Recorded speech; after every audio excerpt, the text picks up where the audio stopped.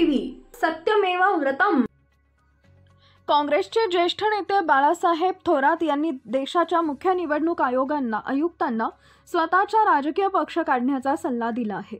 देशाचे निवडणूक आयुक्त एखाद्या राजकीय पक्षाच्या नेत्यासारखे बोलत आहेत। त्यांची बोलण्याची पद्धत पाहता ते जनतेसाठी काम करतात असं वाटत नाही।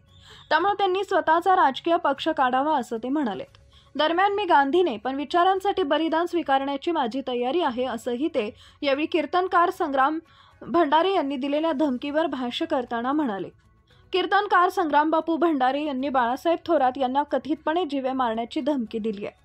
थोरात यांनी मंगळवारी आयोजित एका पत्रकार परिषदेद्वारे या धमकीवर भाष्य केलं। तसेच आपल्या विचारांसाठी बलिदान स्वीकारण्याची तयारी असल्याचंही स्पष्ट केलंय। दुसरीकडे देशाच्या मुख्य निवडणूक आयुक्तांची पत्रकार परिषद पाहून मला हसू आलं। त्यांची स्वतःची पक्ष त्यांनी काढला पाहिजे, कारण सगळेच त्यांच्या हातात आहेत। ते एखाद्या राजकीय पक्षाच्या नेत्यासारखे बोलत आहेत। त्यांची बोलण्याची पद्धत पाहता ते जनतेसाठी काम करतात असं वाटत नाही। त्यांनी कोणत्याही आरोपाला उत्तर दिलं नाही। त्यांनी 45 दिवसात सीसीटीव्ही फुटेज नष्ट करण्याच्या मुद्द्यावर अत्यंत गमतीदार उत्तर दिलं।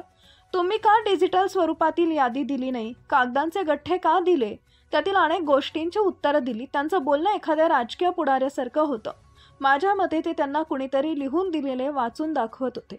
निवडणूक आयोगानं राहुल गांधी यांना 7 दिवसांचा अल्टिमेटम दिला आहे, पण त्या अल्टिमेटमला काहीही अर्थ नाही।